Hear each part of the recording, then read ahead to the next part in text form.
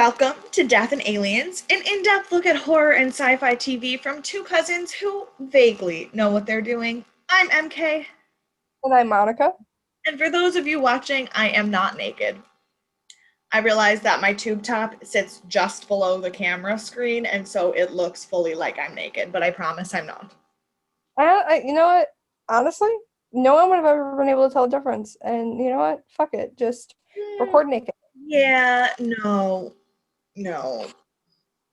No? Mm. Well, that's fair.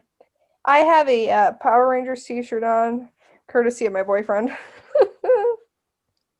I have literally only watched the Power Rangers movie and maybe like a few episodes. Let me finish a few episodes when I was growing up because literally you and my brothers, that's all you three ever watched. So Monica's oldest brother, DJ, he and I are about 6 months apart in age. So when we were kids, we were the bestest of best friends. Now, questionable, but we had matching karate workout suits. He was the Red Ranger and I was the Pink Ranger that came with dumbbells and a workout tape that was a 6 hour, like a cassette tape with a 6 hour track of the Mighty Morphin Power Rangers theme song instrumental to work out to. I'm not kidding. You know, when I hear that, It came with a headband and wristbands and a full like karate gi and dumbbells, and like we would like run around the house and like karate kick and like yeah, hardcore. the only thing I like had was able to picture in my head when you said that, especially when you said the cassette tape part, I just pictured that scene in Napoleon Dynamite where Napoleon Dynamite is working out with his Yeah, cassette. it was pretty much like that, only with two very, very, very blonde 5-year-olds running around kicking things. I feel like that would be a little bit better than Napoleon. No, who am I kidding? I love Napoleon Dynamite. Um, yeah, so if anyone wants to know what kind of child I was growing up, that is the complete description. Very true. Honestly, yeah. I feel like that makes sense for you. Yeah. I love that for you. It's like I have seen Power Rangers more than just the movie, but recently I've only seen the movie because my boyfriend It's has. really just a travesty because the movie was not as disappointing as I thought it would be, But not as good as. but it was not good. Yeah. I just like the thing that I like about it is the cast. I thought the cast was actually Oh, pretty the good. cast was great. Costuming, on the other hand, was a disaster, and Rita Repulsa should not look like that. No, That's fair. no. And because Cody's birthday is I think it's literally next week, next Thursday. I promised him that I'd watch the 1995 Power Rangers movie with him. 95. How the Mighty Morphin Power Rangers, the movie with Ivan Ooze as the bad guy, cinematic masterpiece. Yep. So we're watching that for his birthday. He literally has them all either on VHS, like seasons on VHS and DVD. I have both that movie and the Turbo Power Rangers movie on VHS at my house. He also has that one as well. That one not as iconic, but still good. That is fair. Honestly, just anything that Jason David Frank is in, that man is a treasure. And you want to know what? For the people who are listening at home or watching, um, when Mary Kate comes back, we're gonna be able to be in the same room with one another. And I probably will bring my boyfriend over for some videos to like just to hang out with her brother and my cousin because they actually were friends. They used to work together. The fact that when I leave, my boyfriend will probably just stay scares the living shit out of me. Um, yeah, no, but so Jason David Frank is one of the actors from the Power Rangers. He is great. I follow him on all of the social media. Back in the Periscope days, I used to watch every single one of his live Periscopes and like message him, and he would always respond to all of my questions. And I've been supposed to meet him 3 different times, and for some reason, all of those different cons something happened. One time it was a plane issue. One time he was sick. Like, he's missed every con I was supposed to go to, but he sent me a DM on Instagram apologizing for missing every con I'm at. And I love him. Aww. No. He was my first crush when I was a kid. Well, no, the Beast as a Beast in Beauty and the Beast, and then Jason David Frank in Power Rangers. I love that. But see, my childhood crush was Clay Aiken, but we're not going to talk about that or go down that rabbit hole. So what you're telling me is Clay Aiken, Bill Skarsgård. So basically, you like Twinkie gay boys.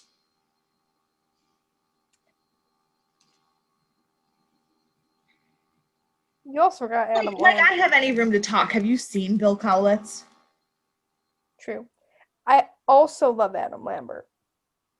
I cried when he lost Idol. That when Dad was on his way home from band practice, he had to call me to calm me down because I was pissed that he didn't.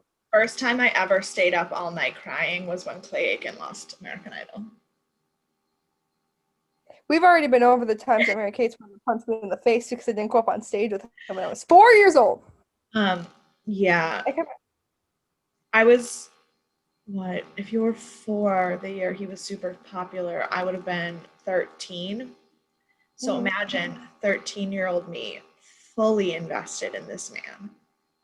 And then he lost. It was devastating. And how devastating. How was your week? My week? Well, I wasn't crying over Clay Aiken, so I'm kidding. That's because it's been a few years. True. I had an alright week, just getting excited. Bills are playing tomorrow. I promise this is not gonna turn into another Bills podcast. We don't have to watch the Bills game and try and form a podcast and make sense at the same time. Right. It is tomorrow, which we are going against Kansas City. And I got an Allen jersey, even though it's like the super nice, like expensive $100 ones. I got it at Target, and they still had Allen jerseys left. So I was like, "Oh fuck yeah, it's $50. I'm buying that." So I finally have an Allen jersey, and we're gonna be doing that. I'm going to be I'm gonna be enjoying my grape juice tomorrow night. I'm pretty sure a lot because it'll be a stressful ass game. I will be at work, but my friend Abe, who is from Buffalo as well, at my work, he and I will be live streaming the game at work and trying to focus on anything other than the game, but not succeeding. You have fun with that one. Cody's coming over to watch the game with us tomorrow. He has never seen, like, because I'll normally just watch it with my parents. He has never seen this. And I don't think he's also not he loves Power Rangers and has Power Rangers action figures literally right above his bed. Do you think he watches sports? No. Hey, I have Power Rangers action figures and watch sports, but I'm also an enigma. I don't make sense. You really are. He isn't. And that's also one of the reasons why I know he will never cheat on me. Oh my gosh. I thought of you the other day. I saw a TikTok and it was like, tell me your boyfriend won't cheat on you without telling me your boyfriend won't cheat on you. And this girl took the camera into her room where her boyfriend was explaining how he took apart one Star Wars action figure to give a different Star Wars action figure a jetpack that should have had a jetpack. And I was like, he put it on a stand to make it look like it was flying. Yep. But here's the thing, when it comes to Star Wars, I'm the guy rearranging the jetpacks. I'm trying to think if there's anything nerdy that I'm not. Like, I have a very obsessive personality. Like, if I like something, it's my favorite. If you're my friend, you're my best friend. Like, I don't really do anything that's not in extremes. I'm either obsessed or I don't care at all. There's nothing that I'm blasé about, which is probably a little over dramatic, but hi. So, like, I can't think of anything. Like, I love sports, and not like in a, oh, I want boys to be impressed with me kind of way. Like, love sports. I love, like, anime. I love Star Wars and Star Trek, and I do believe that you can love both. And I'm just going to leave it at that. I love horror. I love Disney. Like, there's not, I am anything that you could possibly be a nerd about. I'm all of them. Yeah, you really are. Like, for me, I like sports, but I like it my home team. I won't sit down and just watch a random game of football. I'll watch the Bills games here and there. And especially right now with how high stakes, our thing is, I'm watching the Bills. Like that's what Only my plan. sport I won't watch is NBA basketball. I'm sorry, it's so boring. Yeah, I can't watch basketball either. Like I props love to the people that can keep focused and watching I basketball. love hockey. Hmm. I love baseball. Baseball's really hard to watch on TV because the games are so long. I would rather be at a baseball game, but like I follow baseball. I just don't care about basketball at all. See, I like hockey and football. That's like about it. Um, And my week, my week was actually pretty good. I did my some online teaching. I got to video chat with my kids, which was great. I did not cry. Um, I did cry later in the week because, as we've discussed previously on this podcast, I'm currently teaching my kids about soil. If you think learning about soil is boring, try learning about it online. So I made a video for my kids about reviewing compost bins. And I was very, very concerned about how horrible it was going to be. And in the video, I told them, I'm very sorry that we have to do it this way. I know it's boring. And all of my girls sent me messages and they were like, Miss MK, your video's not boring. I loved this part and I love this part. You're so funny. Thank you so much for doing this. I'm going to go make a compost bin with my mom and like all of this stuff. And one of my girls did make a compost bin and did it in the correct order and videoed it and made her own video showing me how she made it and sent it to me. And I just give sobbed that kid extra credit, my guy. because like, it's really hard. And like my heart goes out to everyone who's been online teaching the whole year because it is really hard to feel like you are accomplishing anything. Yeah. And this, like the response that my kids have got, given the effort that they've put in, the work that they're doing, even though it's online, like I'm just so grateful to have the kids that I have. One of the That's girls came to school to pick up some books.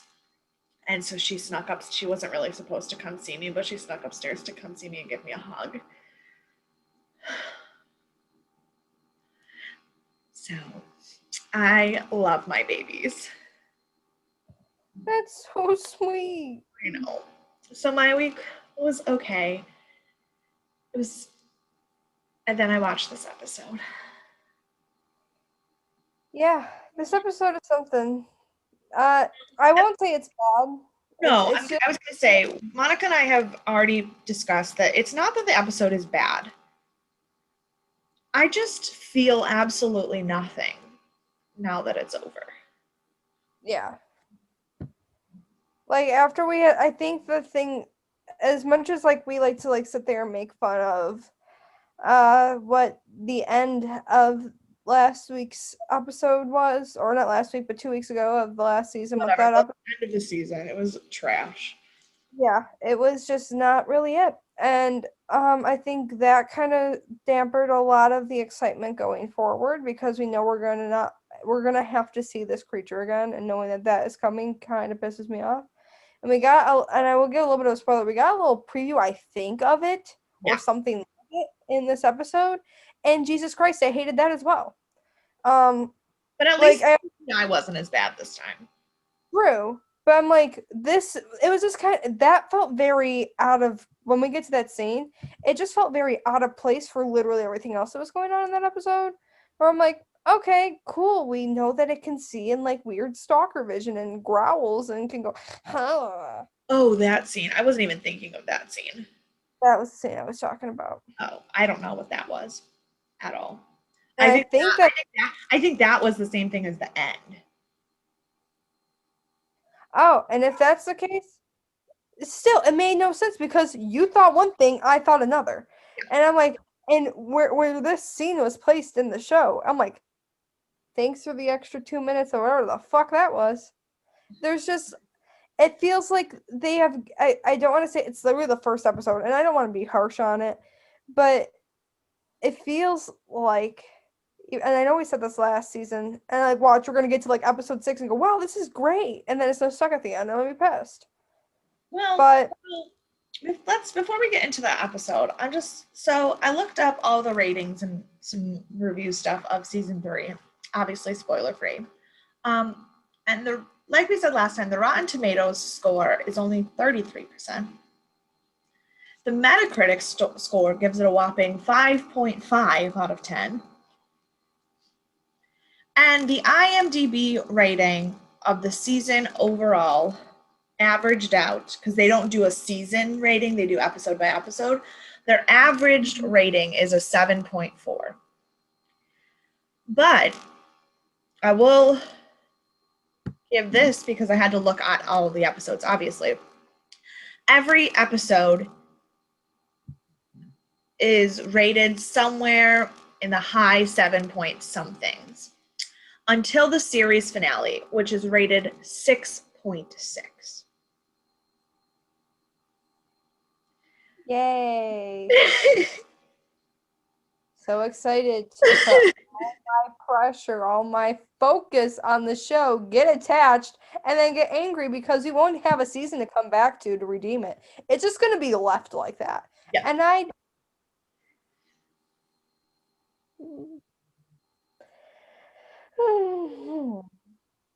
So, I did what because we're gonna go into the talk about the blurb for this week and who worked on what. There isn't a lot of special effects makeup, but I don't think they used their same makeup crew that they used last season.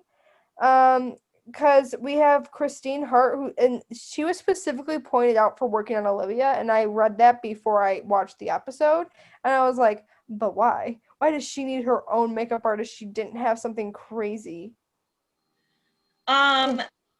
she didn't this season, but based on the previews, she will. That is fair. So, So there is this episode, sorry, but yeah. Christine Hart didn't have a lot of credits that I really knew of. Then there was also Carly Moore. She's a special effects makeup artist, but she's also on this uncredited. But she did work on In the Tall Grass, which is a Stephen King adaptation that was put on Netflix, which isn't terrible, very confusing. If you can't understand psychological and like complex horror and understand, you won't like In the Tall Grass. It was very confusing, and it's not something to put on in the background because you will be extremely lost. Who did the Wolves this season? The Wolves, it didn't say who. I just put these two down. There wasn't a lot of people on the makeup department. I think they relied a lot on CGI, and I could kind of tell they did with the way that Peter transformed in the beginning. It was very different. Yeah, I think they got rid of like their key makeup artists, and I think they're trying to rely solely on CG for the season. And I don't like the makeup department is small, and with the wolf transformations and the makeup department that we've had for the past 2 seasons have been really good and amazing. I don't know if it's budgetary, and so they had to, or if they were trying to keep up with the times and try to be more time efficient and cost efficient by doing it CG. I'm looking at the IMDb right now, and the visual effects and SFX are listed separately from makeup, and it is the same company doing visual effects. The Zoic is still doing the VFX. Okay, so they're doing this. So wait, if they're doing the same video effects, they're the ones that made the disgusting monster thing. Well, apparently, but it's the same company who's been doing the wolf stuff the whole time. Okay, because normally I think now that we've seen a lot of because usually you can tell that there is like a spot during like the wolf transformations where it's less physical and starts to become more CGI because of course a wolf is coming out of a human body. Yeah. But I think because we're so accustomed to it, they've started to make it more of a quicker process to not take it doesn't need to be as dramatic as of a thing every time, so where that practical effects need to be solely visualized on that. It didn't look bad. It just was because it was so much faster. It was a little off the radar for us, but because when I don't normally go into the video effects, I don't know special effects like doing creating things visually like that and putting them in. I just am like, I I love practical. I can make images. Yes. I video edit. I don't know VFX. No. I don't either. I can put music underneath something. I can overlay two scenes at once. Like I got you. I can put text on the screen. Um, Putting a demon flying lizard person in the sky, nope, not happening. Part of that is because I can't draw. See, even I still can draw, and I don't think I could do that. No, but like you have to create it somehow. Like Oh yeah.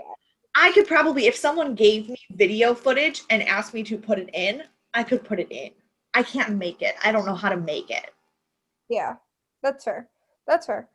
Uh, I think that we're gonna probably see some differences. I think in production wise, I just have a gut feeling that it's going to be different. We're dealing with the last season of a Netflix show that didn't start off too hot to begin with.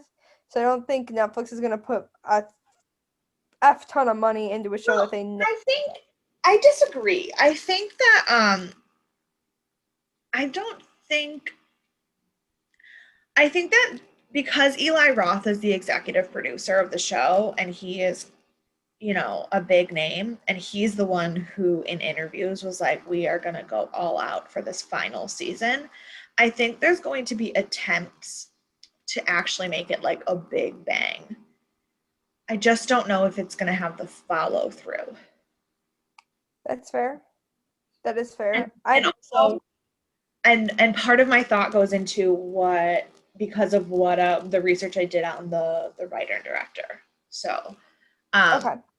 so this is episode 1. It's called A Place to Fall. It came out on October 23rd, 2015. And just for shits, I looked at what I did on that day,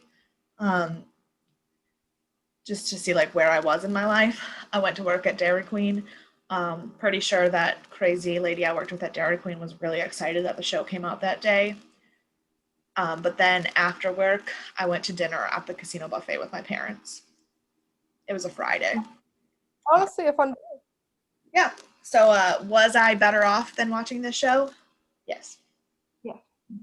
Also, I think the reason why I'm saying so many things that are against it right now is I want to be pleasantly surprised. So I'm going in with low expectations because I'm tired of expecting great things to happen and it just not happening.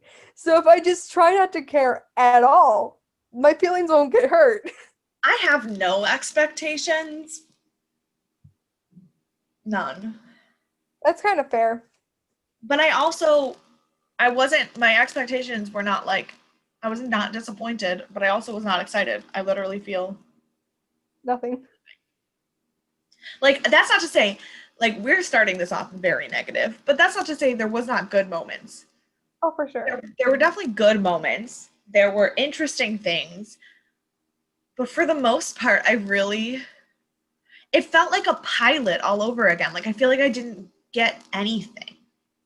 And also, I think because of the fact that I think a lot of characters' motives have changed from what they were for 2 full seasons, I think is also putting us in beginner's mode of saying, okay, well, what are all these characters' objectives now?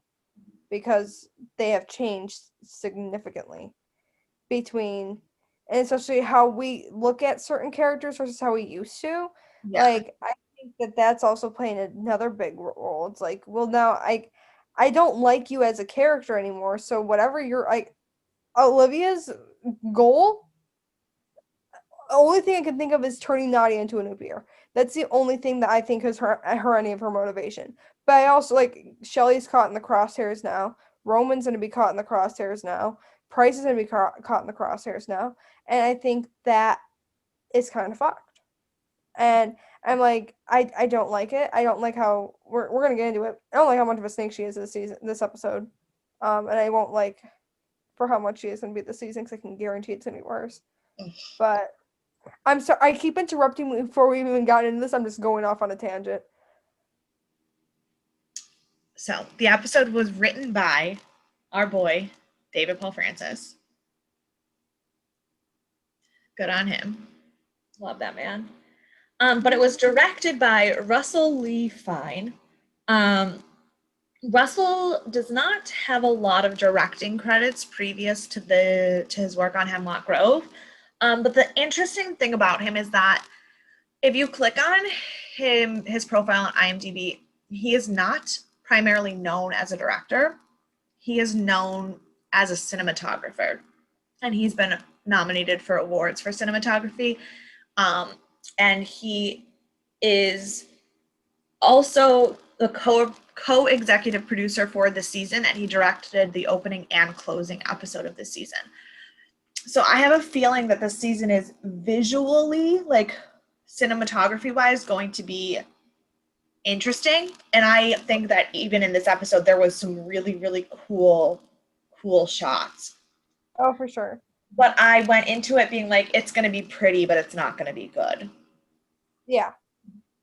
And that's kind of how I feel. Like, that's why I was saying, I don't know how the effects are going to go, but if you have a DP as your main director for the whole season, like, you're going to get some great shots. Yeah. So, like, there was one scene that we'll talk about like later, but they did this really cool like red light with the camera stuff, and it just was stunning. It was really pretty. And So let me tell you, the attraction for that I feel for some of these characters, and by some I mean literally one character, has skyrocketed astronomically because they kind of have a little bit of a 2008 emo boy thing going on while also just being their character and looking the way that they already do. It's just like, wow. Or I was talking about Bill Skarsgård, but literally a fine wine, if I say so myself. And I would like to drink from that tall glass. I do not care. whew. So the blurb says, the search for Miranda and Nadia digs into Spivak's past. Roman has an encounter with a mysterious stranger. Andreas and Destiny plan their future.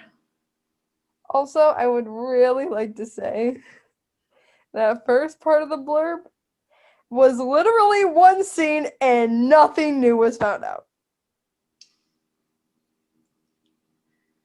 No. So we still have really shitty blurb writers on this fucking season as well. Clearly.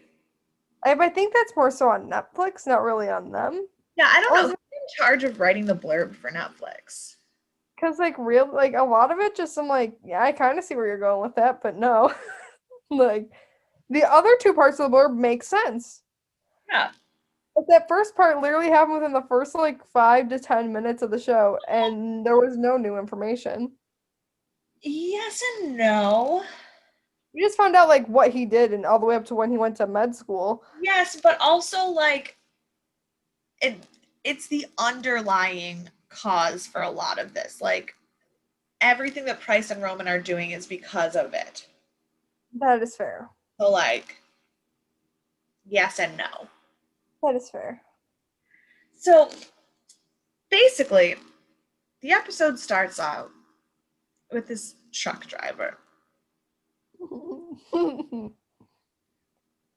And he is talking to a lady in his truck about how she's better than his wife because she does things his wife won't do.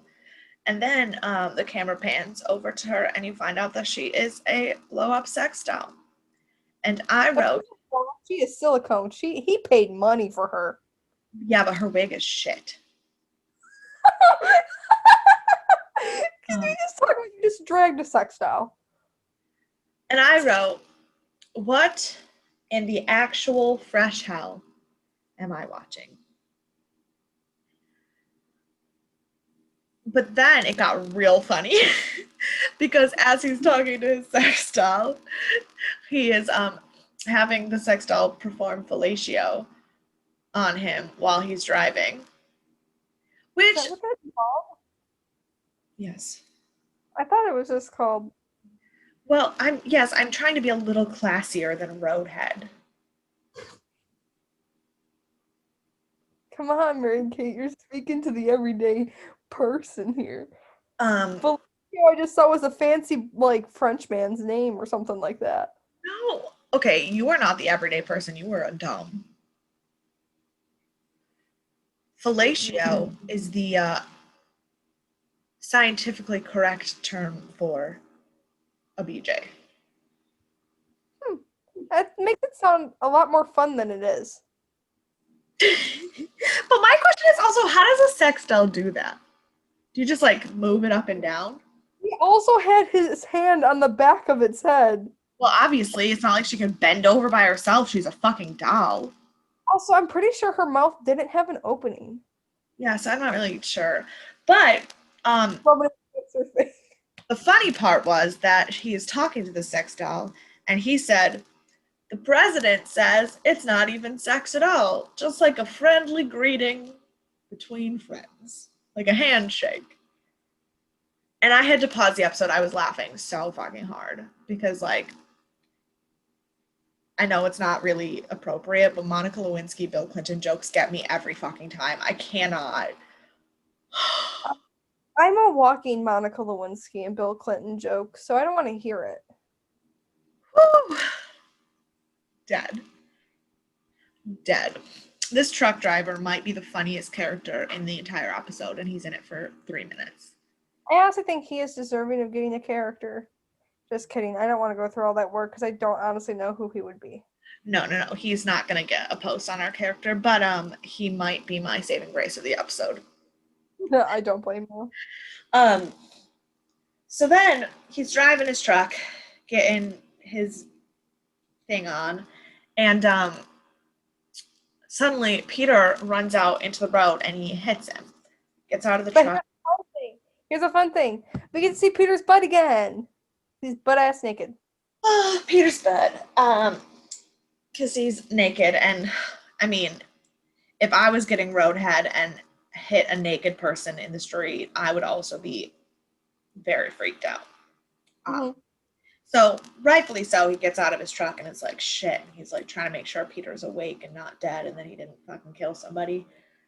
And all of a sudden, Peter transforms, which you already knew was coming because they showed a close-up of the full moon while he was driving. So, like, obviously, here's a close-up of the full moon. We're going to do werewolf shit. Because this show is subtle. Can't talk right now. I'm doing werewolf shit. And then, all of a sudden, there's like 82 werewolves. And I wrote, wolves, if you would so like to call call it. Holy shit, where did y'all come from? Yep. And I was like, I only thought Peter was like you're the only werewolf in Hemlock Grove. Did you create like a coven of wolves in between the past? I don't know, however long it's been. So then my next note says, Andreas, you beautiful superhero. Because Andreas is in a truck and he comes out and he runs and it has like this vibe, like he's going to save the old man from the werewolves. He doesn't, but before he doesn't, my next note says, I am deceased. Because as one would do when they were surrounded by werewolves and facing imminent death, the man begins to pray. Only clearly, this man has never prayed before in his entire life. And he says, Our Father, who makes art in heaven, deliver me from evil with liberty and justice for all. I want that put on my headstone. I have never laughed so hard. Like, that's what I'm saying. In the first 3 minutes of the show, I was cackling. The rest of the episode wasn't really funny. I was like, did he say that? Did he say that right? And I was like, then I literally rewound it and I was like, oh, no, that is what he said. Not correct, but it's what he said. I watched with subtitles. So, I knew that was what he said. Like, I saw it with my own 2 eyes. And then, as he's praying, all of the wolves disappear. Andreas honks the horn. It scares him. He gets up, and then they just drive off with his truck. I was Yeah. like, well, that was quite the con. Holy crap.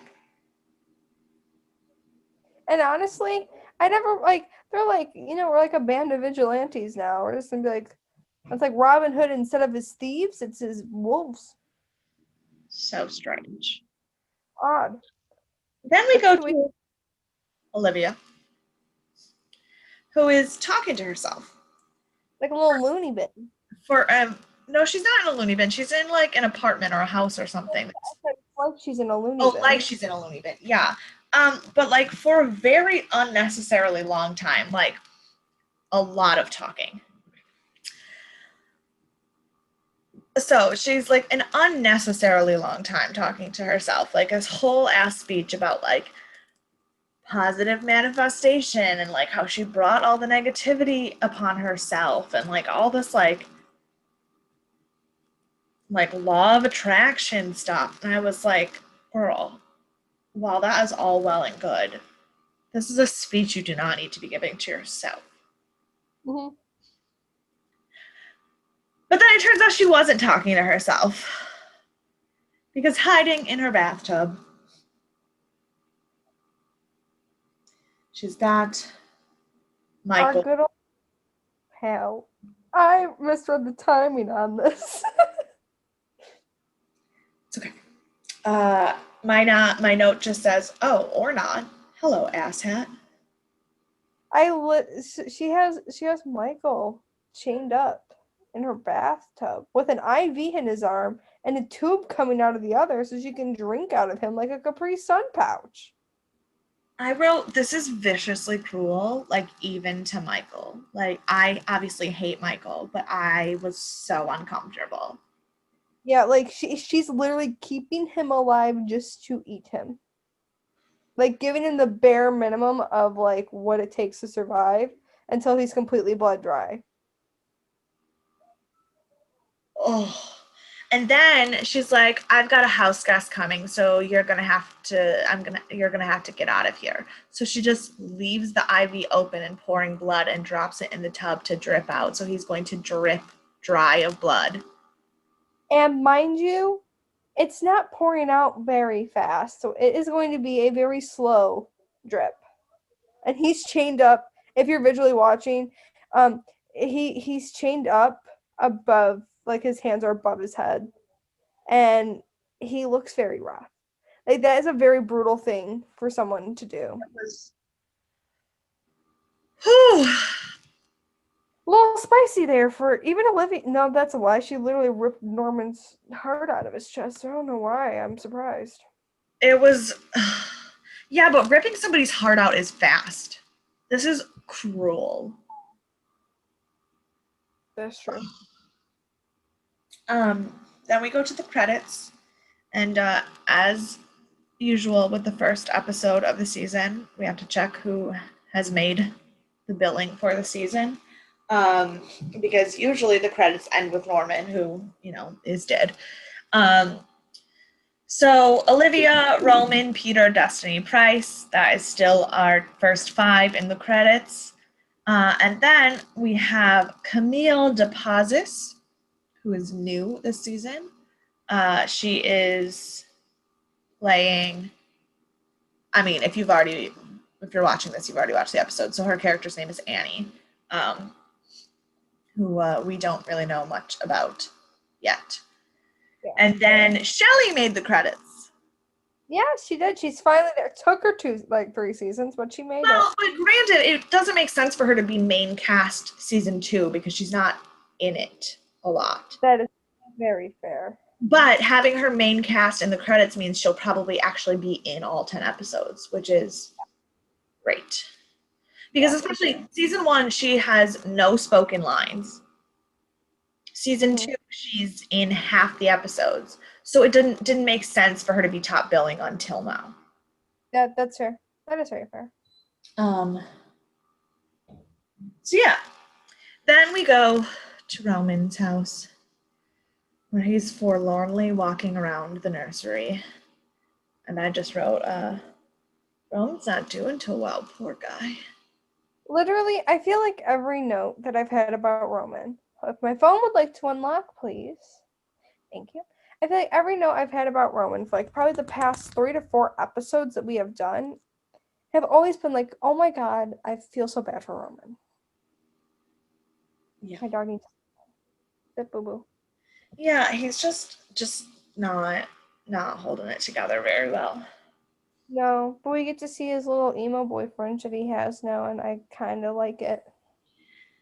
Then we flashed to Destiny making snow angels in the middle of nowhere. And I said, okay, Des, weird flex. And there is a flock of birds above her head, but I wrote, those are not birds. And they weren't. They were weird mini versions of Dr. Spivak. And we got a nice, real close-up shot one when it But came down. that's what I was saying. The CGI looked better. Oh yes, because it was also smaller and very fast. Smaller and it didn't have a human face on it, so it wasn't as bad.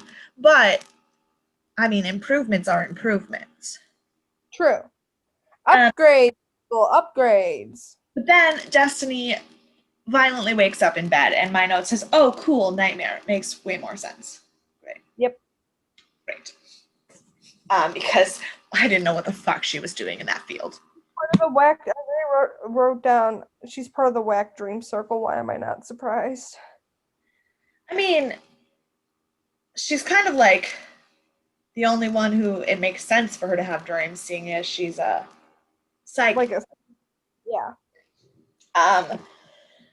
Then, sorry, I just read my next note.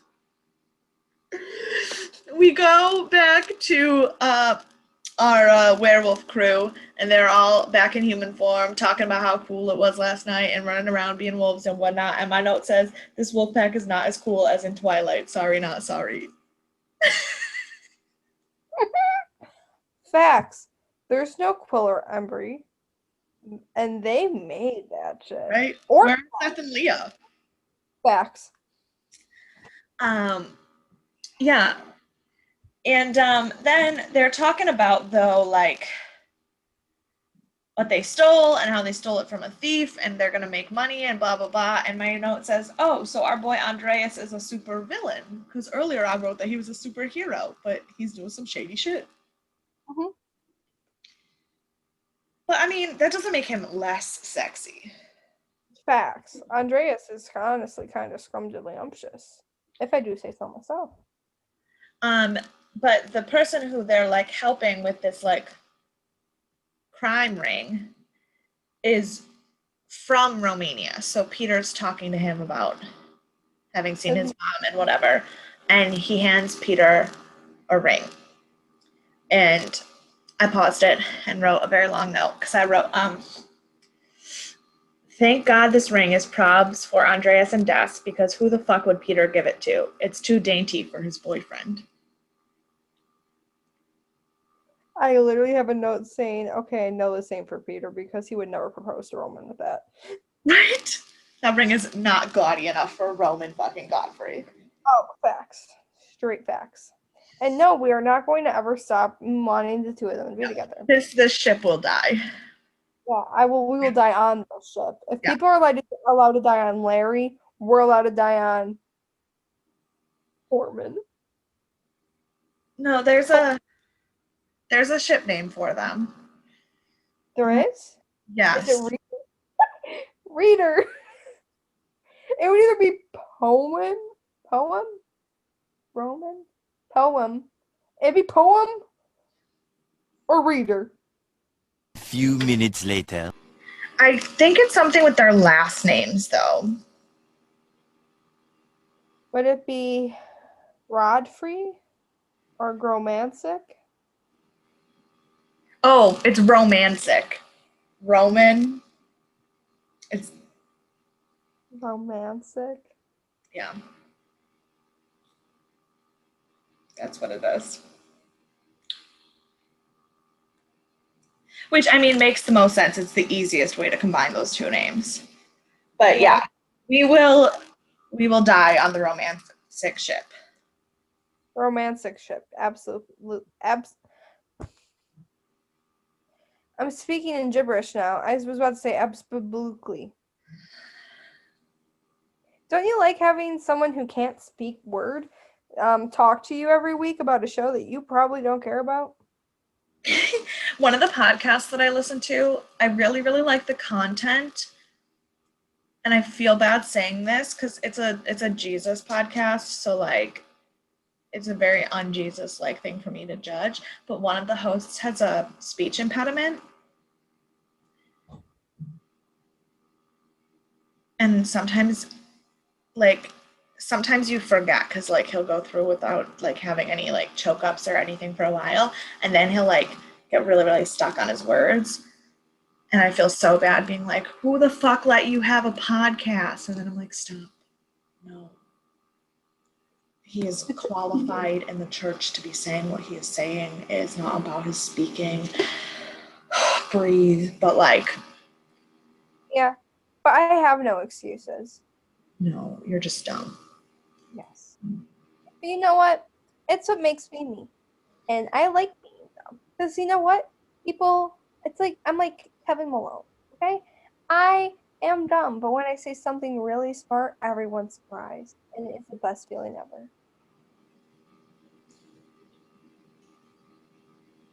I'm really smart and usually the only person who knows what they're talking about. See, I don't know. I know a lot about some things and little about all things. That is how I am. Because you catch me on certain subjects, I will know everything about that certain subject. But you catch me on like math, like what would you look at that? Another day they didn't use y equals mx plus b. You need to fucking learn that. I use I don't math. remember. Yeah, I use math every day. Granted, I teach math, but also. No, I'm actually like very smart. You are. Sometimes I'm afraid to talk about things because I don't want people to think that like I'm just that asshole. Because I genuinely know like everything. Like you're like the Oscar Martinez if he wasn't sassy. Bitch, That's a lie. I'm sassy. Like I'm not actually like dumb, and I know when you say that, like, no, you're just dumb. Like I know you don't actually Yeah, think I'm dumb. obviously. If I really thought you were stupid, why would I do a podcast with you? Facts. Like I like to be stupid. It's part of my humor, and I don't know how to be serious in half the things. That's why I don't ever think I could get a really serious professional 9 to 5 working in an office job because I'm just too funny, and people like Michael Scott aren't accepted in the office spaces. Um, Unless you work in my office, because I realized the other day that if someone had like just a sound camera, like they weren't watching us, they would just listening in on my office, they would be hella concerned. Because I mean, granted, we are elementary school teachers, so we say some weird shit. But like, when someone randomly shouts out loud in the office, "Do you want me farting rainbows?" They were talking about Bitmojis. But yes. And then like two of our friends took a work break by running to the store down the street to get like snacks, whatever. And my best friend Brittany, she goes, I really know that I deserve a break, but I can't go to the store. I go, I deserve a break too, and I'm gonna take it right now by going pee. And she goes, ooh, can I come? And I was like, yeah. And then we took a bathroom break together. And I was like, people probably think we're fucking crazy. Yep. But the best people are. Yeah. So Also, I really feel bad for anyone that's watching this when I make faces when I look at my notes because I like can't read. And I also don't want to hold my phone up like this and look like I'm a dumbass. So my next note just says, I love them, but it is because Peter gives Andreas the ring and tells him that he and Linda both approve of him asking Destiny to marry him, and it's really cute.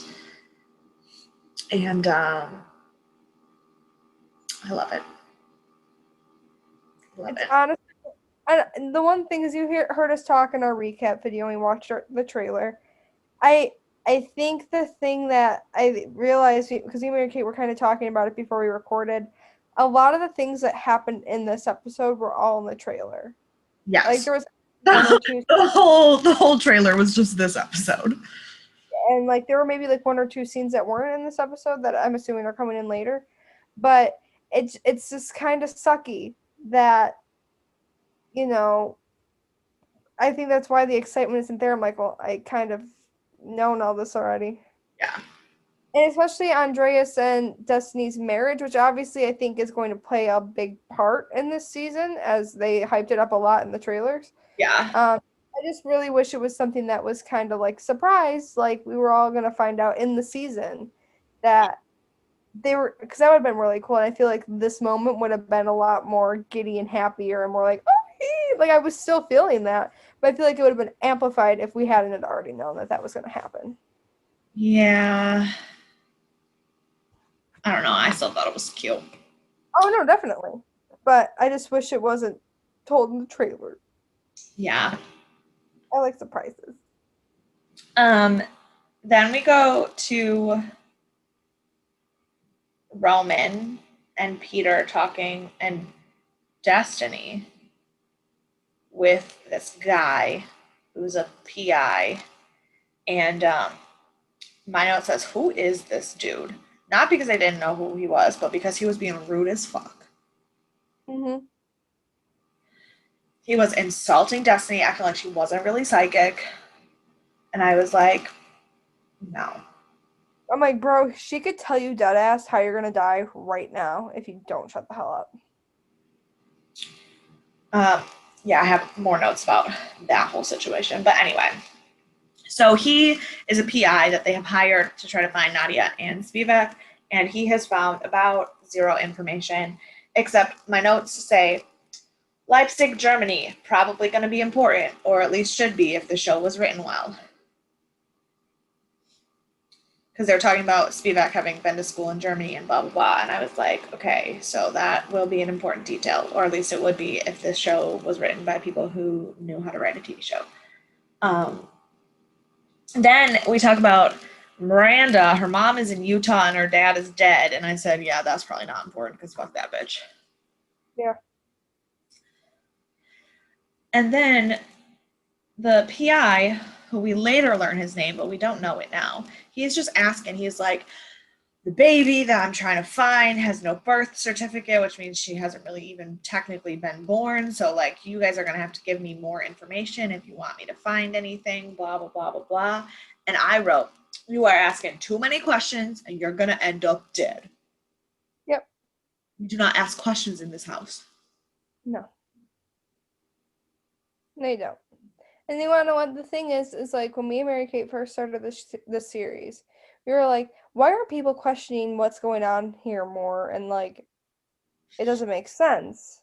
And now it's come to, because we're so used to everyone in Hemlock Grove never having any questions, to now everyone having questions as soon as Miranda entered the picture. Now, like, that was the new normal. I was like, no. Mm-mm. Hemlock Grove is all bass backwards.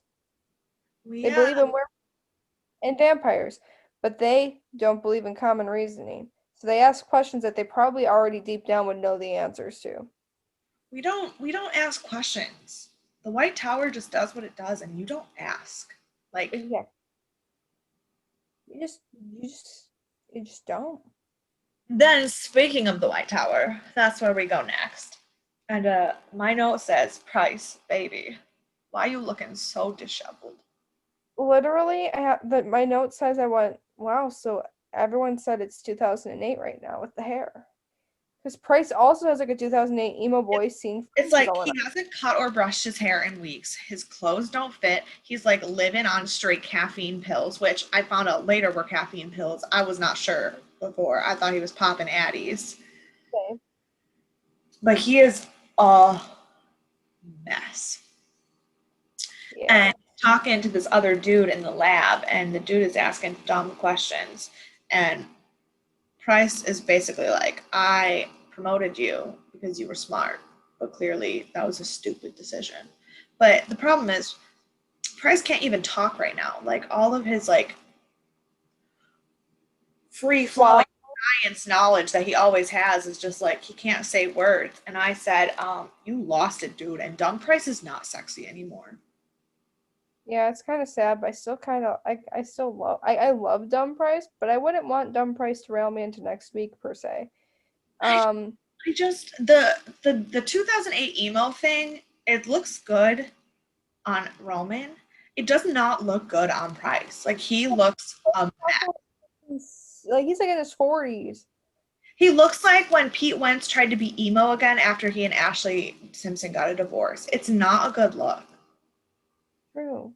But I will say Price is still witty with humor Oh, because he's still funny. He just is not as something about him knowing everything all the time was really attractive to me. And dumb yeah. is dumb is not sexy. And he had said a line called "creeping mother of Jesus," and I feel like that is going to be put into my everyday vocabulary from now on. It just seems like a good thing when But you're like, also, like, when did the mother of Jesus ever creep? She was a Christian lady. I think he said something else about a mother of Jesus. I think in like two episodes ago. So Oh, I'm like, he has a thing with like insulting Jesus's mom. Wow, there goes. what did she ever do to you? Mhm. Um, and then his assistant comes in and is like, your meeting started 10 minutes ago. And he's like, what meeting? He's like, the meeting I reminded you about an hour ago. And he's like, cool. So Price has straight up fucking lost it. But he goes upstairs to his meeting, and he and Roman are like trying to deal with their shit. And they're both totally losing it. And I wrote, my favorite boys are all a mess. Yeah, I mean, we're kind of used to seeing Roman a mess, but it's very weird seeing Price be a mess. I think that's why I have so many issues with this show, is that I just like, I don't have anything to rely on. Like, usually I can at least be sure that Price is gonna like take care of everything. Yeah. And honestly, now, like after this episode, if you guys are listening to this, you've already seen it. After what goes down in this episode, it scares me even more now. Whew. Um, so then, but they are talking, and they said that they have to go get Shelly ready because she's going to court. Um, and in this, we find out that it's been 6 weeks since everything went down. So in the 6 weeks, basically Price has got Shelly on this cocktail of antipsychotics and antidepressants and all this stuff because she like obviously had a psychotic break. And Shelly is very like dissociated. The last thing she remembers is Priscilla dying, and like, poor thing. And Price told her that because Shelley ended up asking where Priscilla was buried, and Price was like under your reading tree, facing the water where she wanted to be buried. But I was like, I don't know if Price actually put I her don't, there or I put don't think I don't think that was true. I think he used her body for parts for the cocktail. solution, but like, I love that he told Shelly that. Yeah, because he also understands that telling her the truth at this moment is going to literally break her. And he stresses this later on when Shelley's at court talking to Roman that like don't bring on any traumatic events because if she finds out, we may not ever get her back. Right. So So they go to court, and basically all of the charges for the murders have been dropped from Shelly because there is not any evidence that she did it, because the only person who was saying that she did it is Tom, who then blew himself up. So like, clearly not a reliable witness. mhm. There's no other proof. So The charges get dropped, but also at court, Roman was trying to get custody away from Olivia. And also they dropped that because there was no proof that Olivia was not a fit mother. But like my thought on that is, of course there's not. Because if they had any proof that Olivia was not a fit mother, they'd all be fucked because everything that she's done wrong puts them all in a shit position. Mm-hmm. So like what did he think was going to happen? Exactly. I think he could have went with the way that Shelley had been treated in their home beforehand. But Could have even had then, like Olivia being cold and not the best mom, like affectionate wise, doesn't make her an unfit caregiver. True. They always had food on the table and they went to school and they had clothes and they weren't being beaten. Like, I also don't know why Shelley didn't have a say because Shelley is what she has to be 16, 17 now. well, if she was 15 at the beginning of the show, and it was about a year, the first season was about a year because of the whole baby thing. And Mm-hmm. then it's probably been about another year since then. So she's 17. Yeah. Which is why Roman says this is not forever, because as soon as she's 18, she can leave. But so she's probably got like 8 months that she's going to be stuck. Mm-hmm.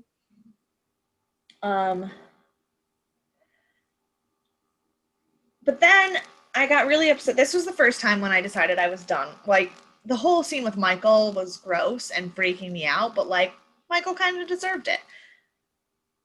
This is when I decided I was done with Olivia. Because they walk out of the courthouse.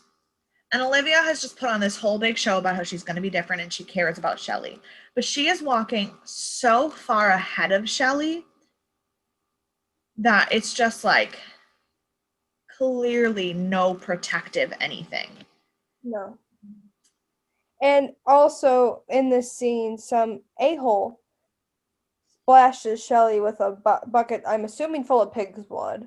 Yeah, it was pig's blood. And Shelley's just standing there completely like drenched in blood.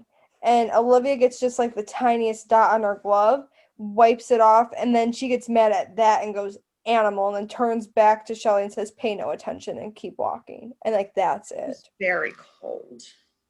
And I'm like, I don't like that at No. all.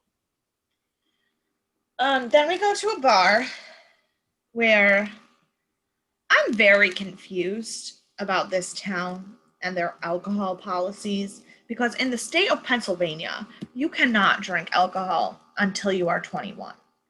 Well, if Shelley is 17 at this point, oh, he'd be only Boys are 20. still only 20 at the most. They're my age. The boys are probably 19, maybe 20. Maybe Yeah. 20. And they're just drinking everywhere they want to. Yeah. And here's the problem, my big problem with this.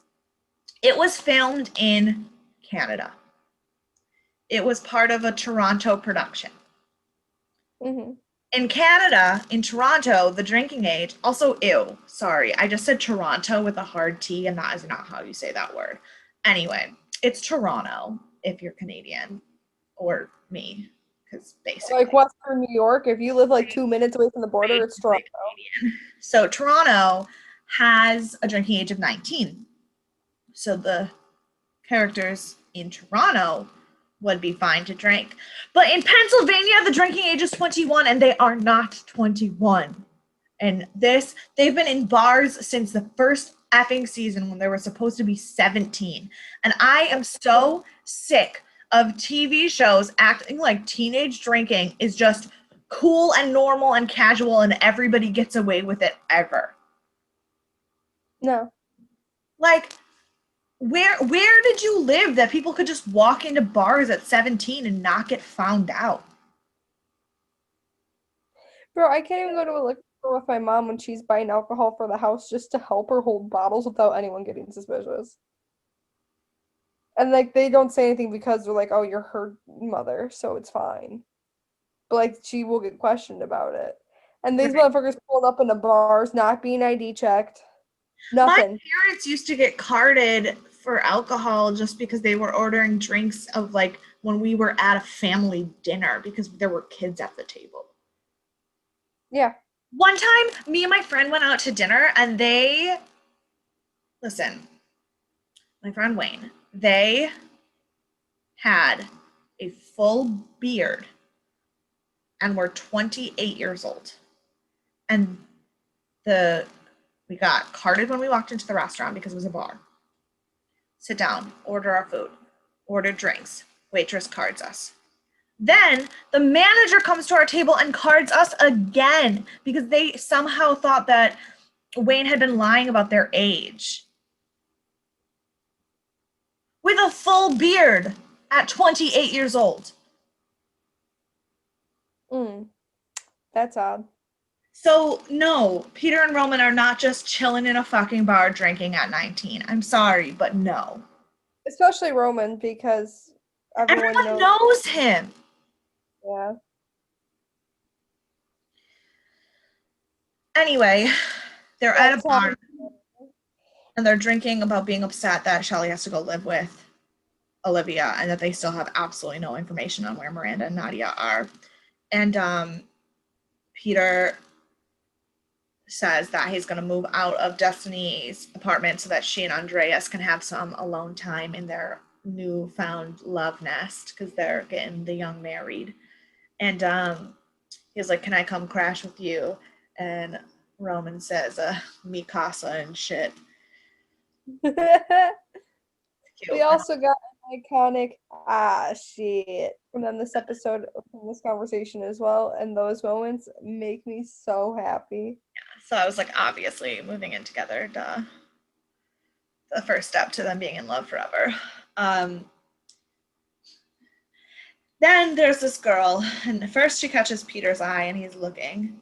And then Roman turns around to look at her, and this is when we have that really freaking gorgeous red scene as they're like catching each other's eyes, and it's like stunning. But I was mad about it. My note says, great, a new interruption to the bromance. Can we have a single season without a love triangle? Just one. Yeah. Yep. So Roman says, hey, don't wait up for me. Goes to find the lady, but she's disappeared. Then another girl is hitting on him. So he takes her outside. And my note says, her poor knees. So unrealistic. Because they're in an alley, and she's sucking his dick in the alley, which I guess that's what some girls do these days. I have an honest question, though. Yeah. We see a full body shot. Like, his pants are up. Like, up. So it's like his ass is not or anything. And her head's at his crotch. How does someone film a scene like that in general? Like, how awkward. I could, as much as I'd want to, I could never put myself in that situation where I have to pretend like I'm sucking his dick. My face is like this, and he's just doing this to my head up against his crotch with nothing happening. I don't understand. Honestly, it would be easier to do it with nothing actually happening because then you're not fucking choking. Can't say I'm used to that. Anyway, but my problem with the scene is that it's clearly cold. You can see the breath. It's very, very cold. And she's wearing a really tiny dress, and her bare knees are on the concrete. And the concrete's wet. And the concrete is wet, so it's probably fucking freezing.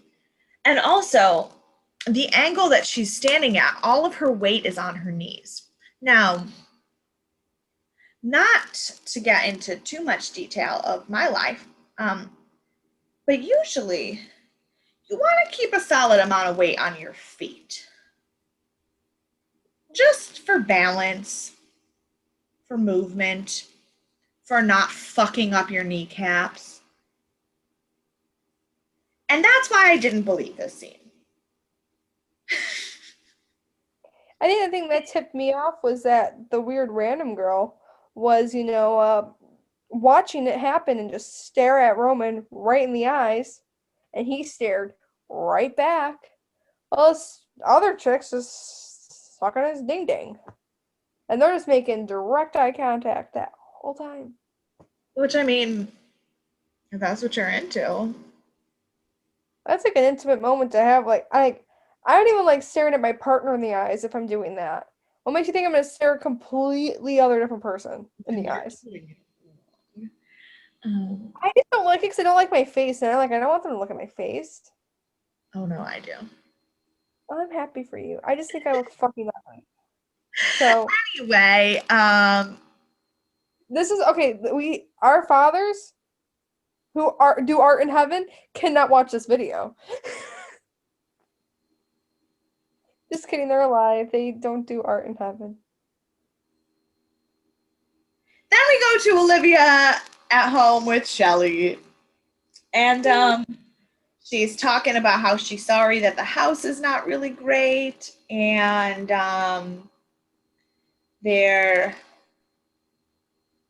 that she's gonna try to get them stuff, and she bought her a dress, and she's gonna get her a pill organizer, and she's saying all this stuff, and I was like, wow, it's almost like she's a real mom. Yeah. And then Shelly asks her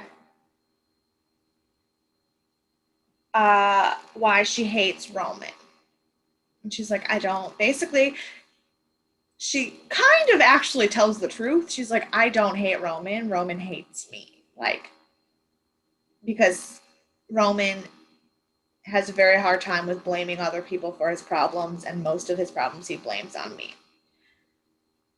All of that is true. The only problem is that actually most of his problems are your fault. Yes.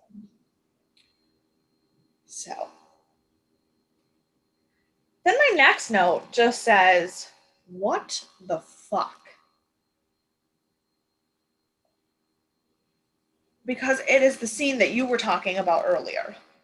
Yes, with that weird little gremlin, and then he jumps at a guy's like in the middle of his chest, in the middle of like a busy street, and he's just like, okay. Like, but it's like the camera is as if there's like somebody using spy goggles staring at this dude, and they're like looking at the infrared of this dude's body, and then there's like weird like Peter Pettigrew noises, and then he jumps across the street. And I was like, what the fuck did I just watch?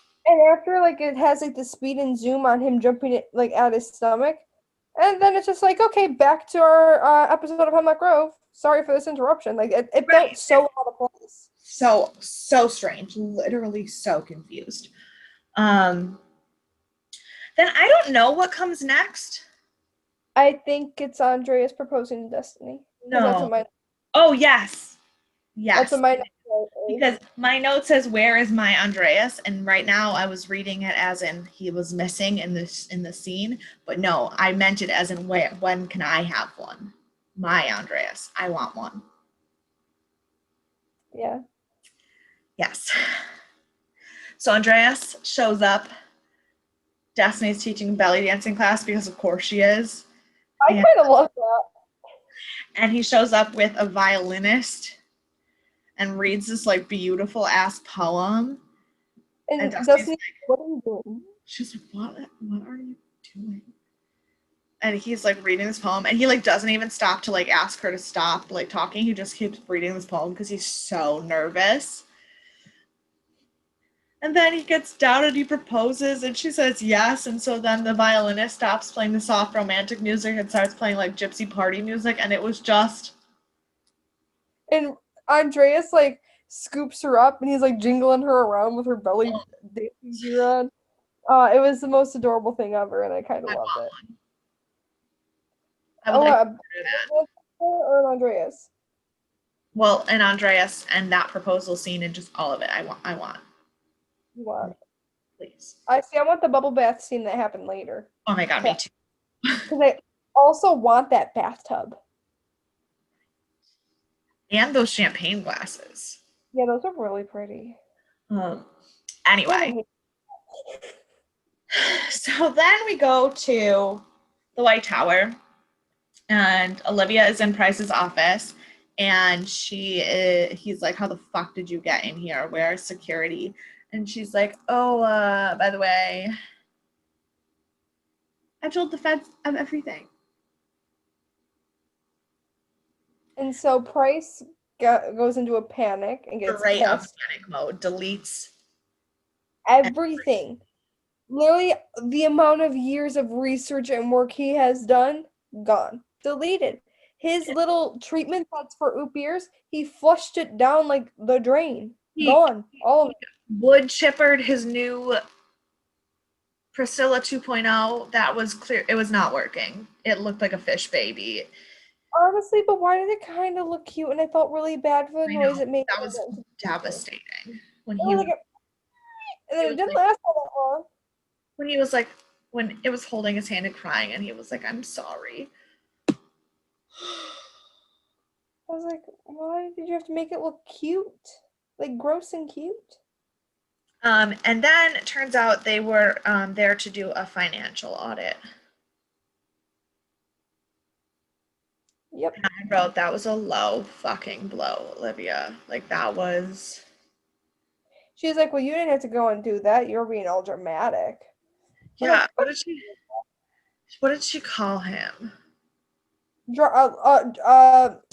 a dramatic drag queen or something Yeah, like she was that. like, she's like, you're the one who reacted like a hysterical drag queen. Yeah. And also, when this is happening, like, she's also being very sarcastic. She's like, oh, what's this? And she's talking to the police officers about wanting to be an actress but didn't want to go to California. I'm like, do you think they give a fuck? No, shut the fuck up. I really don't like. Also, like, and then she's like, so next time it's gonna be worse. But I need your help getting Nadia back. And he's like, if I'm gonna help you, you have to promise to hurt and you won't hurt Shelly. And she's like, why would I do that? That's my own flesh and blood. He's like, which is exactly why I need you to promise.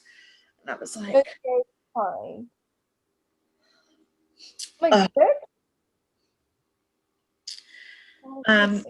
then we have a quick scene at the bar where Roman is looking for the girl, and the bartender says that he doesn't know her name, but he gives him her drink order. My only note for that scene is the word bar, so that I didn't forget that scene happened, because I have no notes about that scene. I'm glad you did, because I have no note for that scene either. It was really not that important. Then we go back to Isaac, which is the PI's name, chilling in his car, and Olivia gets in.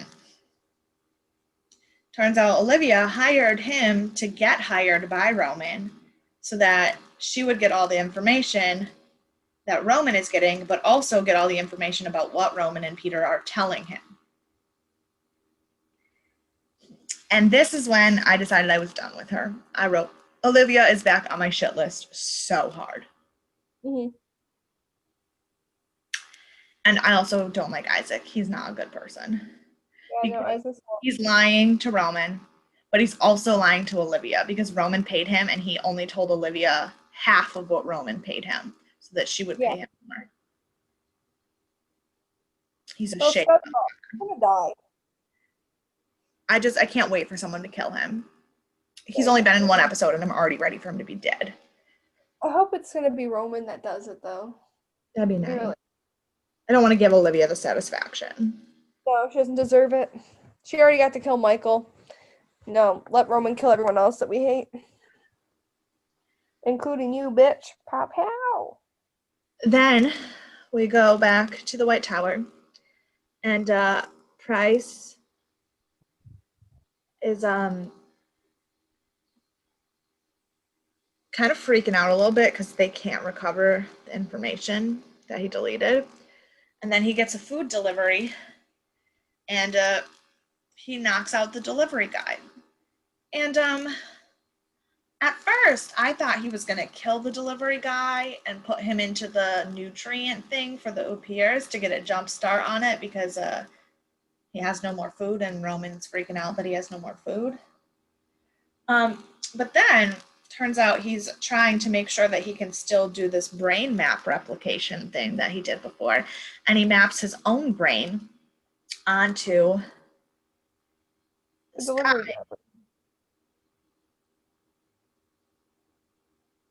Which and was there a lot came out, and also there isn't the other technician that Price was in an argument with in the beginning of the episode. He is also there overseeing all of this, and we find out a lot.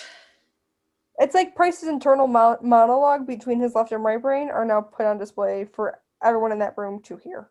Right. And so, like, delivery man Price is yelling at Price for not having worked out the Spivak skin cell faster.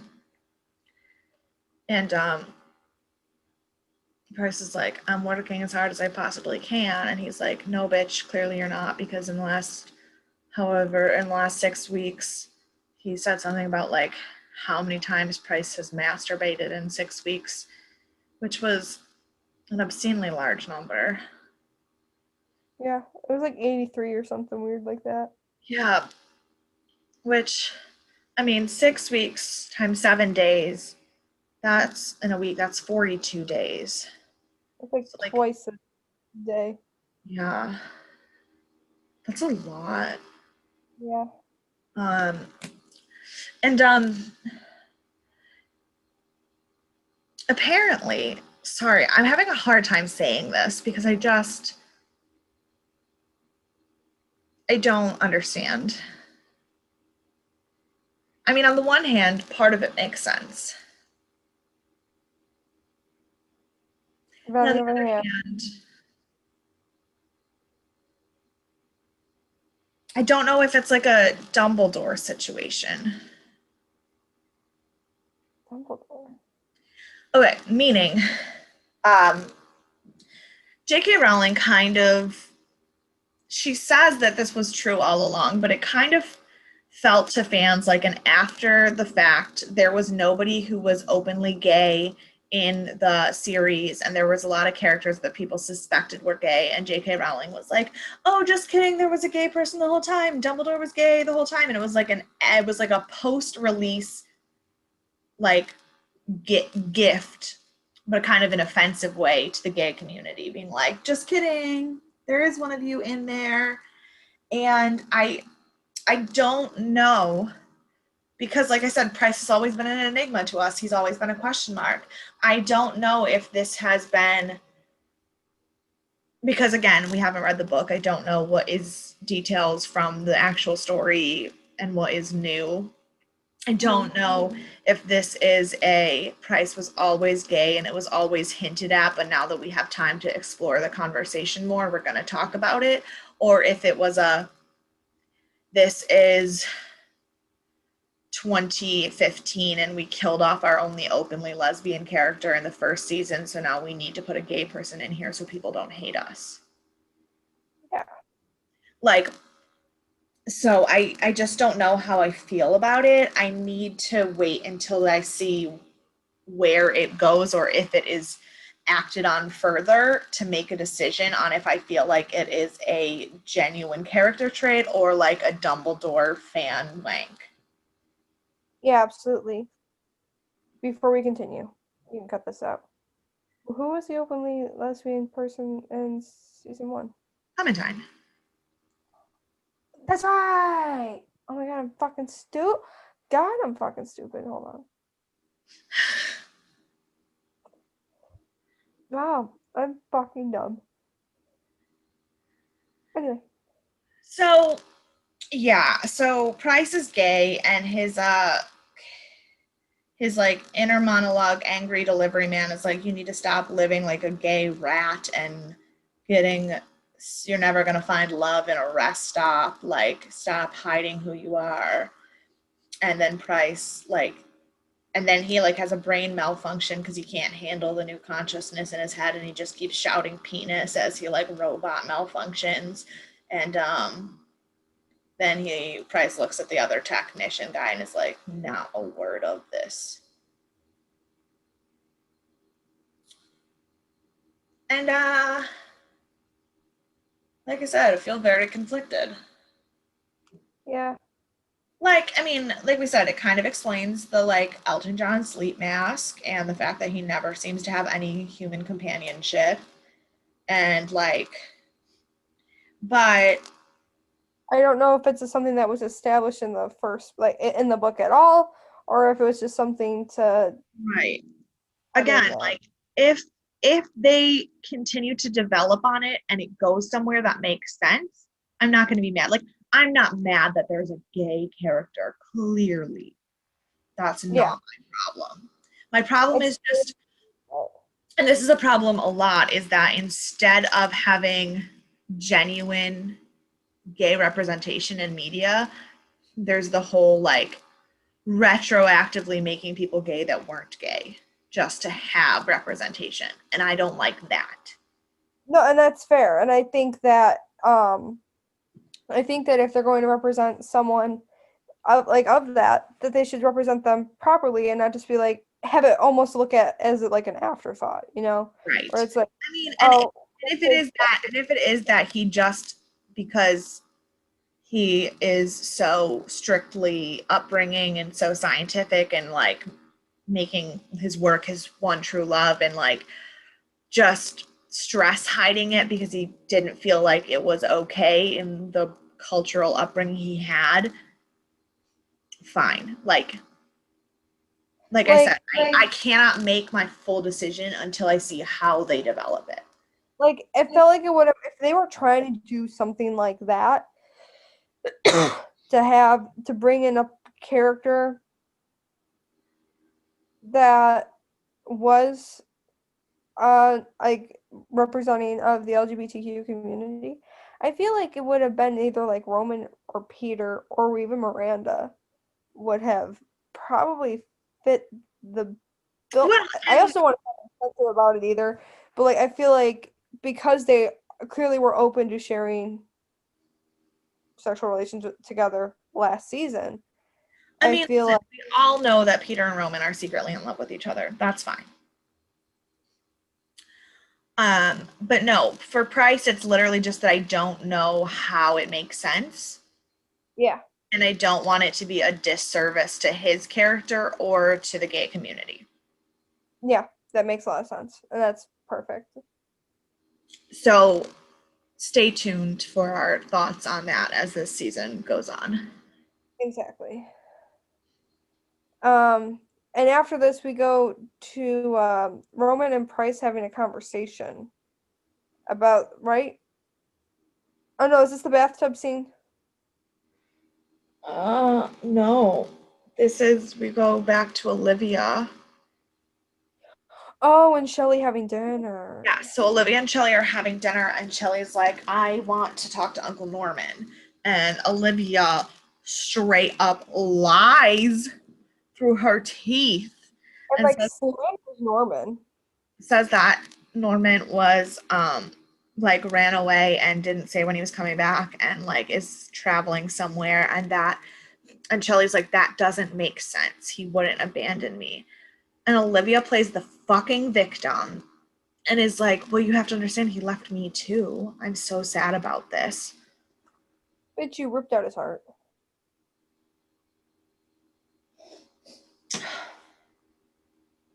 Rude. Exactly. Like she literally lies straight to her face. Mind you, while Shelly is being forced to wear this weird frilly white dress that Olivia like forced her to wear, and she's like, dresses aren't me. She's like, but you look so pretty in them. And then she's like, fuck it, fine, I guess. Clearly, because she ended up wearing it. And I was like, that dress alone should make you an unfit mother, because God, that thing was atrocious. And second of all, the way she's like sitting there slandering, saying like that's what men do, they leave, they don't really care, blah blah blah. I'm like, you ripped the man's heart out of his chest. She's like, us girls need to stick together. I'm like, you are literally the definition of evil, so shut the fuck up. Really don't like it. We go back to the bar. Yes. And Annie, who we don't know that she's Annie yet, but she's there. And she's well, no, first Roman's waiting for her to show up at the bar. And the dick sucking chick shows up. And Roman's like, oh, hi. She's like, oh, you don't remember me? I sucked your dick last night before you ran away and abandoned me. And Roman's like, Cool. what? Cool. Sorry? And then she spits in his drink. Which, I mean, fair. But then, so our girl Annie does show up, and Roman buys her a drink, and she's like, "Oh, you made it your business to know my drink order," and he's like trying to like be smooth with her, and she's like, "Is that really?" She's like, "Is that really all you're gonna ask?" And he says, I don't remember what he said, like how exactly it went down, but she says like basically like, is that really as hard as you're gonna try? And he was like, I've never had to try more before. And I was like, I would pay for Roman Godfrey to literally like tell me I'm a piece of shit. Like, please, thanks. but then his phone rings, and she's like, you're not really gonna answer that right now, are you? And he's like, sorry, but yes, I am. And he does, and it's Price. And Price is like, hey, so I got no food for you. And Roman's like, okay, fuck this. I'll be there in a minute. So he goes to the White Tower, and he and Price are having a conversation about how Olivia fucked everything up and there's no nutrient or whatever. And Roman's like, what the fuck am I gonna do? And Han's like, well, I would suggest you do it the old-fashioned way. Yeah, which Roman is very displeased with because he like literally Roman does not want to kill people, but the way that Price told him to do it the old-fashioned way was kind of fucking everything. It was. I was loving. He's like, well, do it the old-fashioned way, and Roman's like pissed, and he starts to storm out, and Price just goes, but please don't leave any messes. Like a father, like literally, he has more of a fatherly figure, I think, to Roman. Right. Price is their dad. Yes. It's like, hey, we're gonna go paint pretty pictures for mom. Okay, have fun. Don't leave a mess, please. Thank you. Like that type of energy. So, but I wrote Roman's gonna lose it if he has to feed. Like we're gonna lose control of Roman. Mm-hmm. And then Roman goes to confession. Oh my god. I'm gonna go back and rewatch this scene just because I want to. And he's like, I'm about to do something that I really don't want to do. And the priest is like, well, we've all been given like free choice. And he's like, yeah, I haven't. And the priest is like, I don't think I can help you. And Roman goes, no one can. And I was like,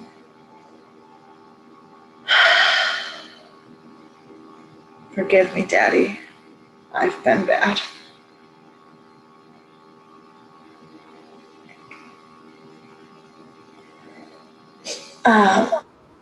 Yeah. So basically, Roman, my takeaway from this scene was, God damn it, Roman Godfrey did it any day of the week. And I think that's all I have to say on this episode. That's my takeaway for the whole episode.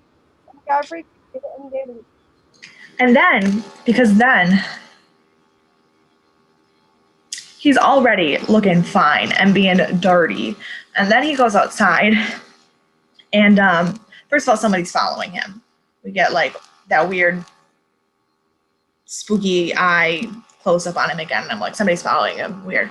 But then he's looking at a homeless guy, and there's like a close up on the veins in his neck, and you think he's gonna feed on this homeless guy, but instead he gives the sleeping homeless guy $100 and drives away. In a G-Wagon, he upgraded. I mean, he couldn't drive that dumb little old car forever. But I was like, oh, I love him. Truly a hero. But then my next note just says, of course. And I don't know what that's about. I don't have any notes between here and the ending. And I think at some point we skipped. I don't think either of us have notes about Destiny and. No, I do. This do. Yeah. My next note just says, of course. And I don't know what it's about. Me neither, because I didn't take any notes from. I said, "Oh, Roman got a G-Wagon," and then my last note is, "Bro, what the fuck?" So. Hold on. We're going to pause for a second. 3 days later. I know what my of course was about. Okay. I wrote of course because we see that the person who had been following him was Annie. Ah, yes. There you go. I was like, there's not another scene here. I don't know what the F I was talking about. That's what it is. Okay. Then we go to Destiny and Andreas taking a bubble bath together, celebrating their engagement. And it's very, very cute. And my note just says, I love them so much. But like Destiny's talking about all the crazy things she wants for her wedding. And Andreas is starting to get really nervous because he's like, shit, I can't do any of that. And then she's like, I'm just fucking with you. And they're just adorable. And like, I just want to wear a suit, please. Yeah, she's like, all I want is that you wear a suit. And he was like, I can accommodate you on that. And then we're going to get a beautiful house by the seaside. And I was like, and the way he's like holding her in the tub, I'm like, dude, I'm in a relationship and I feel lonely watching this. Then they get out of the bathtub and Peter is packing up his stuff and Destiny's like, you really don't have to leave. And he's like, no, I do. Roman has plenty of room. Like, and then they have this cute little cousin bonding moment, like promising that they're each other's ride or dies. And then Andreas runs naked out of the bathroom and tries to hug Peter. And he's like, I don't want any naked man hugs. But so we get to see Andreas's butt too. So many butts. Except Roman's, and I kind of don't like that. Yeah, but remember his butt was really small. But hey, that was 3 seasons ago, and I think he's been doing squats. Have you seen him in his No, it wasn't 3 seasons ago. It was last season when he was boning Miranda, and his butt was too small for his body. Oh, I don't care. Boys' butts are weird compared to girls' butts. I feel like it looks like their cheeks are always clenched. Right. I don't. Anyway, so then Peter and Andreas are dealing with their haul and whatnot, and they're talking about how they are going to get more money. They found a new buyer for their stuff, and they're going to get more money, and they're going to have a finder's fee. So Peter and Andreas are going to get $200,000 right off the top, and Peter's like, you're going to like pull a con on your own men. And he's like, no, it's not like that. And then he's like, where are these buyers? And obviously, like, I don't know gypsy politics. But Peter's like, the only people who are working in that area are the Croatians. And Andreas kind of like doesn't deny it. And Peter's like, you need to be careful because like if you fuck over the Croatians, they will rape you in the ass with a chainsaw. No, ice pick. Oh, an ice pick, yes. They will fuck you in the ass with an ice pick. And I wrote, as a Croatian, I approve of this message. That's good. Yeah, fun fact, Monica and I are Croatian. Among other things, we're fucking mutts, but our last name comes from the Croatian part of our family, so like I tend to identify as Croatian.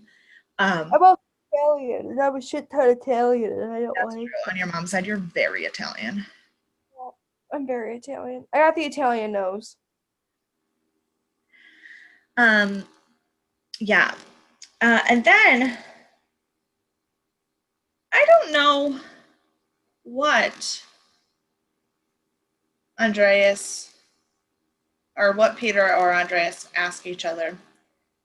Somebody asked something, because my note says, my question exactly.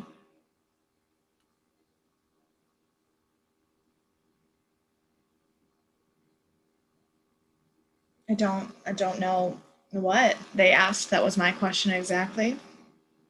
Yeah, I can't remember. Man, I really shouldn't watch the episode 2 days before we film, because apparently I forget everything. The thing is, I watched it today, and I don't remember what that question was.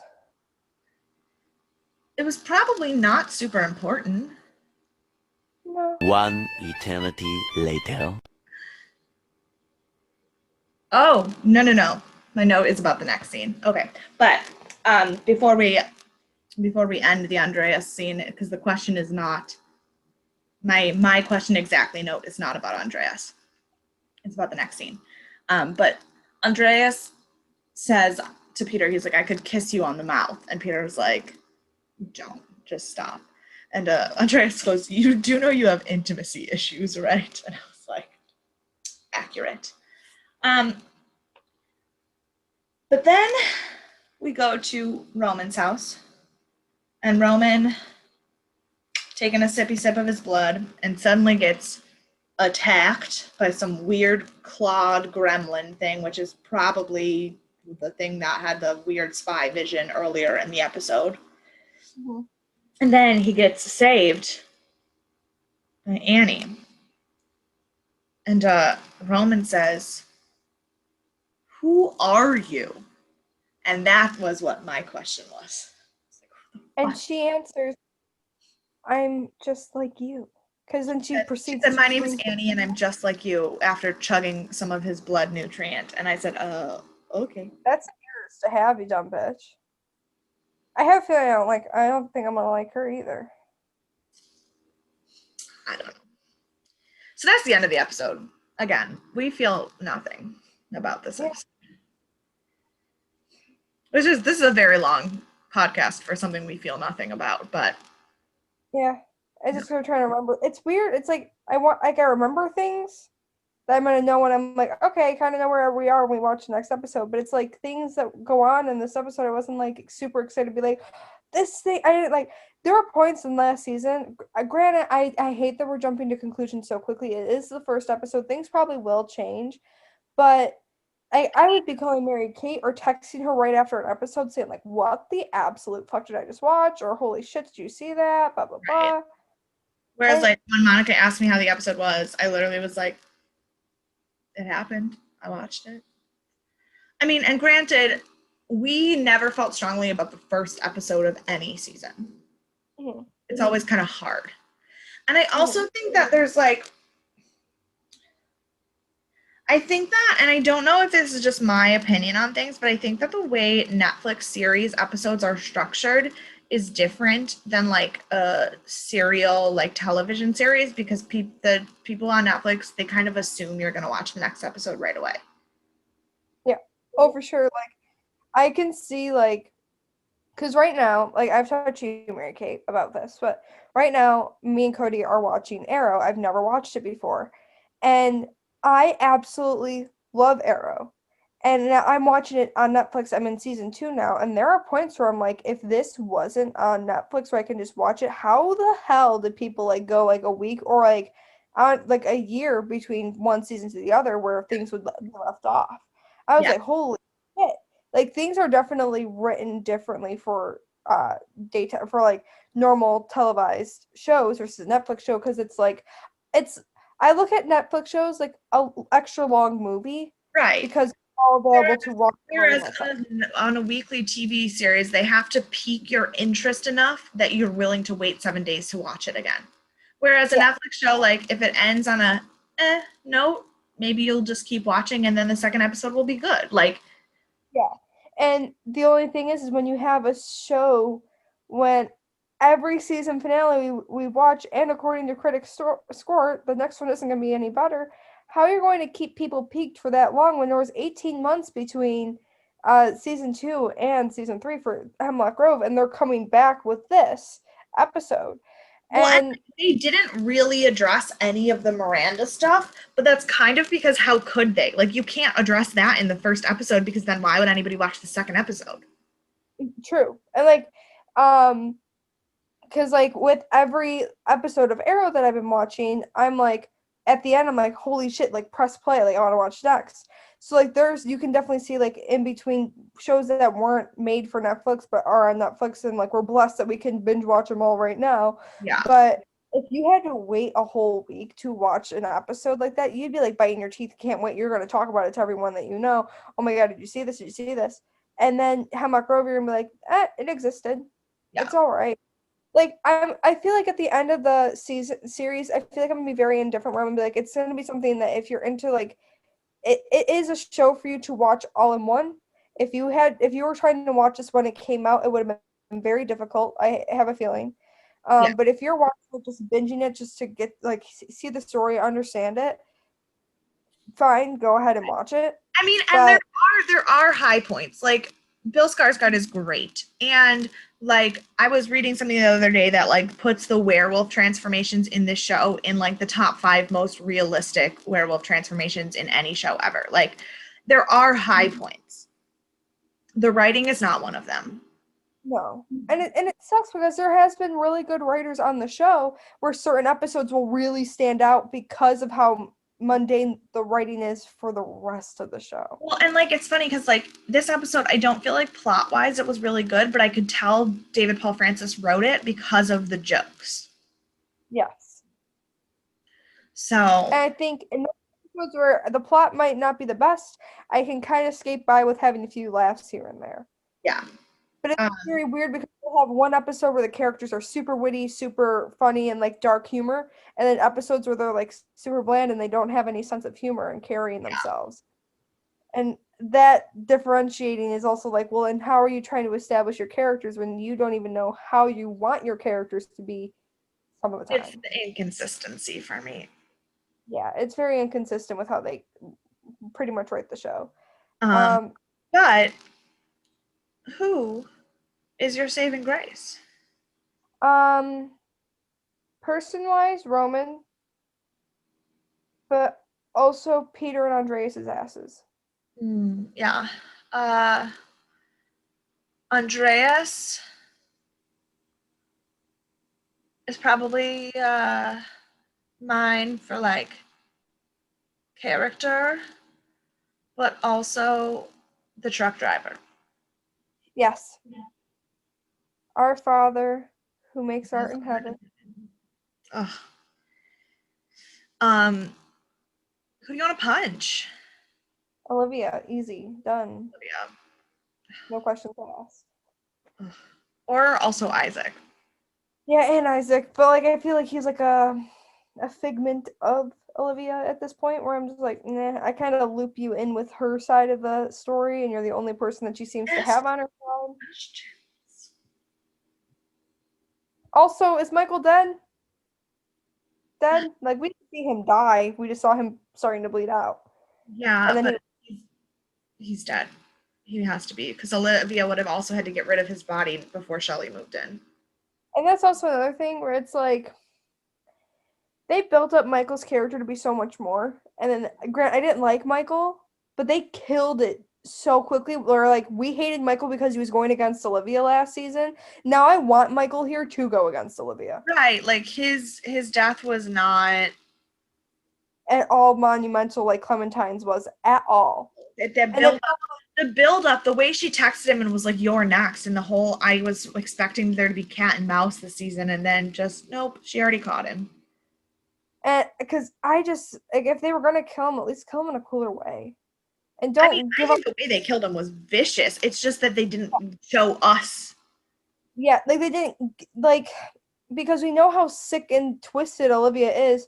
Like we could have seen her do some like crazy shit in order to get him or something interesting to where it's not picking up at yeah, like we picked up at the very end of his life. Yeah. And which meant she had been beating off of him in between for about 6 weeks, depending upon when she caught him. Right. So he had been chained up there for about almost 6 weeks. And we could have seen something cool happen, but we didn't get that. And it just pisses me off because Clementine's death made sense for when it happened in the first season. Michael's would have made sense later on, I think, in the season. It didn't have to be the very end of the season. It could have been mid-season. But I think there should have been some There chase. should have been some kind of build-up. Yeah. We got literally blue-balled with Michael's death. And, I feel like I got blue-balled with this whole fucking show. facts. It's like Peter and Roman are like the pretty boobs that like get you into it, but then they're just like a pat on the back, and then you're just left there like, well, what the fuck was all that for? And then blue balls. That's how that works, right? I don't know. I don't have testicles. And on that note, we want to thank you guys for listening to this very mundane episode of Death and Aliens. I promise things are gonna pick up, hopefully at least in the season, and if not in Hemlock Grove, we have a lot of fun things coming up in future episodes. There are a few that me and Mary Kate are very, very excited to film because we have planned out up our whole year pretty much till October at this point, end of October. So we have a lot of stuff that we're very excited for. And I feel like one of them's gonna be very expected from us, and I cannot wait for it. Oh, I was trying to figure out which one you're talking about, but I think I know. Yeah, duh. I see, and now we have to blue ball our listeners. No, one brand. They just literally, I promise you, just deal with this last season of Hemlock Grove. There's only Things will 9 be more episodes to watch. literally 9 more episodes, and then we'll have our funny recap videos that we do at the end of every season, and then we're gonna have our in-betweener, and then the rest of the year, which the rest of the year seems really promising. So I know it's going to be very promising. So just push through these like 9 more episodes for honestly, some really fun stuff, which I'm excited for. And you can follow us on Instagram and Twitter at Death and Aliens. Email us at deathandaliens@gmail.com. Like I said, we do have pretty much the rest of the year outlined, planned out, but if you have ideas, please share. We are always open. You can follow me on Instagram and Twitter at EMKAY_superstar. And you can follow me on Instagram at monica.lynn_ and Twitter at mon_lynn_. And we will see you next week.